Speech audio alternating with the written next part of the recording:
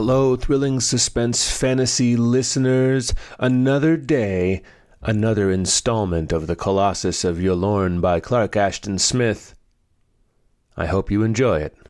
The Colossus of Ylourgne by Ashton Smith, Part 2, The Gathering of the Dead.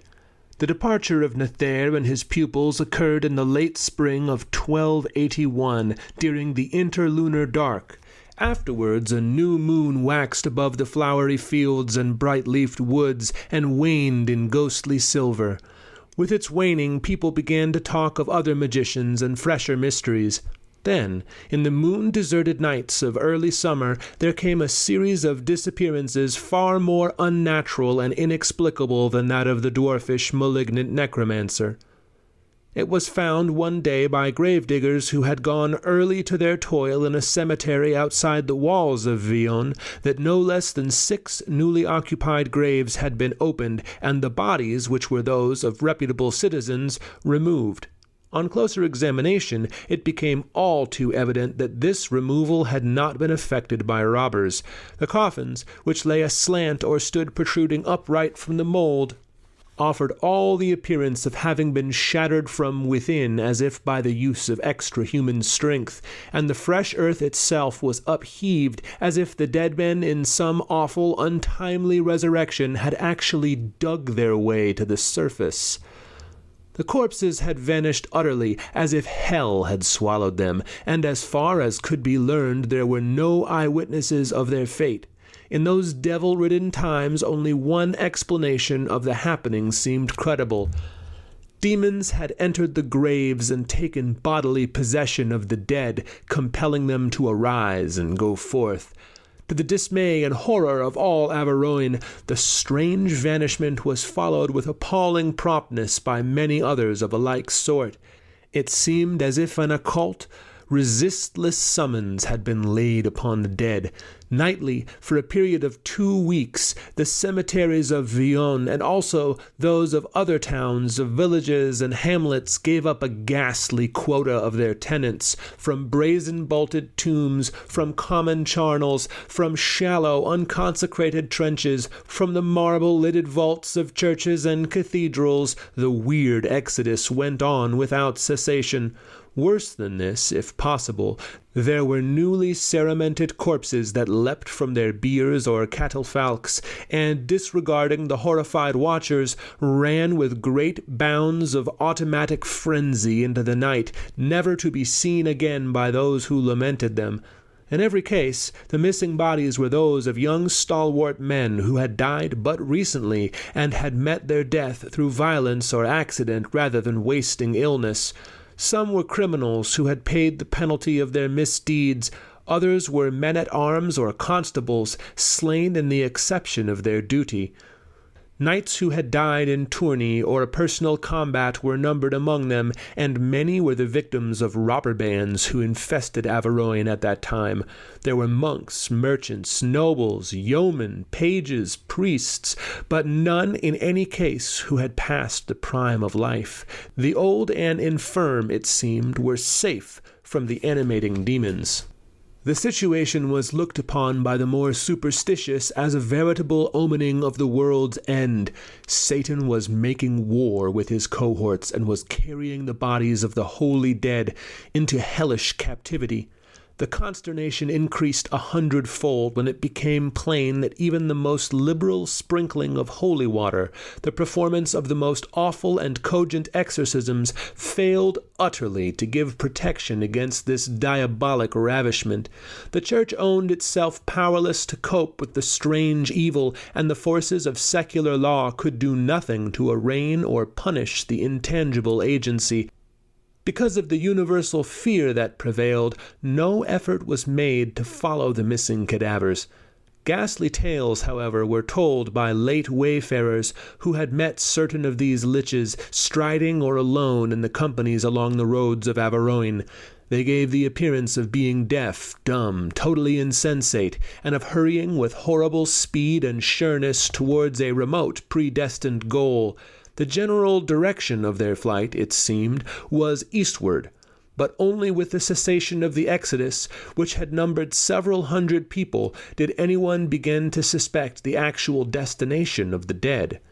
This destination, it somehow became rumored, was the ruinous castle of Ylourgne, beyond the werewolf-haunted forest in the outlying semi-mountainous hills of Averoigne. Ylourgne, a great craggy pile that had been built by a line of evil and marauding barons now extinct, was a place that even the goat-herds preferred to shun. The wrathful spectres of its bloody lords were said to move turbulently in its crumbling halls, and its chatelaines were the undead. No one cared to dwell in the shadow of its cliff-founded walls, and the nearest abode of living men was a small Cistercian monastery more than a mile away on the opposite slope of the valley. The monks of this austere brotherhood held little commerce with the world beyond the hills, and few were the visitors who sought admission at their high-perched portals. But during that dreadful summer, following the disappearances of the dead, a weird and disquieting tale went forth from the monastery throughout Averoigne. Beginning with late spring, the Cistercian monks were compelled to take cognizance of sundry odd phenomena in the old, long-deserted ruins of Ylourgne, which were visible from their windows. They had beheld flaring lights where lights should not have been, flames of uncanny blue and crimson that shuddered beneath the broken weed-grown embrasures or rose starward above the jagged crenellations. Hideous noises had issued from the ruin by night together with the flames, and the monks had heard a clangor as of hellish anvils and hammers, a ringing of gigantic armor and maces, and had deemed that Ylourgne was become a mustering ground of devils. Mephitic odors of brimstone and burning flesh had floated across the valley, and even by day, when the noises were silent and the lights no longer flared, a thin haze of hell-blue vapor hung upon the battlements. It was plain, the monks thought, that the place had been occupied from beneath by subterrestrial beings, for no one was seen to approach it by way of the bare open slopes and crags.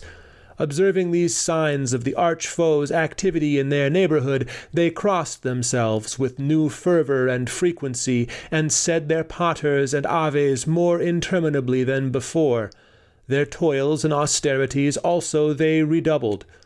Otherwise, since the old castle was a place abandoned by men, they took no heed of the supposed occupation, deeming it well to mind their own affairs unless in case of overt satanic hostility.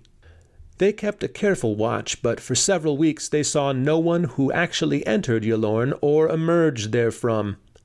Except for the nocturnal lights and noises and the hovering vapor by day, there was no proof of tenants either human or diabolic. Then, one morning in the valley below the terraced gardens of the monastery, two brothers hoeing weeds in a carrot patch beheld the passing of a singular train of people who came from the direction of the great forest of Averoigne and went upward, climbing the steep chasmy slope toward Ylourgne. These people, the monks averred, were striding along in great haste with stiff but flying steps, and all were strangely pale of feature and were habited by garments of the grave. The shrouds of some were torn and ragged, and all were dusty with travel or grimed with the mold of internment. The people numbered a dozen or more, and after them, at intervals, there came several stragglers, attired like the rest. With marvelous agility and speed they mounted the hill and disappeared at length among the lowering halls of Ylourgne. At this time, no rumor of the ravished graves and biers had reached the Cistercians. The tale was brought to them later, after they had beheld, on many successive mornings, the passing of small or great companies of the dead towards the devil-taken castle. Hundreds of these liches, they swore, had filed by beneath the monastery, and doubtless many others had gone unnoted in the dark. None, however, were seen to come forth from Ylourgne, which had swallowed them up like the undisgorging pit. Though directly frightened and sorely scandalized, the brothers still thought it well to refrain from action. Some, the hardiest, irked by all these flagrant signs of evil, had desired to visit the ruins with holy water and lifted crucifixes, but their abbot, in his wisdom, enjoined them to wait. In the meanwhile, the nocturnal flames grew brighter, the noises louder. Also, in the course of this waiting, while incessant prayers went up from the little monastery, a frightful thing occurred. One of the brothers, a stout fellow named Théophile, in violation of the rigorous discipline, had made over-frequent visits to the wine casks. No doubt he had tried to down his pious horror at these untoward happenings. At any rate, after his potations, he had the ill luck to wander out among the precipices and break his neck. Sorrowing for his death and dereliction, the brothers laid Théophile in the chapel and chanted their masses for his soul. These masses, in the dark hours before morning, were interrupted by the untimely resurrection of the dead monk, who, with his head lolling horribly on his broken neck, rushed as if fiend-ridden from the chapel and ran down the hill toward the demon flames and clamors of Ylourgne. End Part 2. As always, like, comment, subscribe, and do check out Thrilling Suspense Fantasy Volumes 1 and 2, now available via the links in the description below. Also check the description below for links to the remainder of the videos in the series. Take care.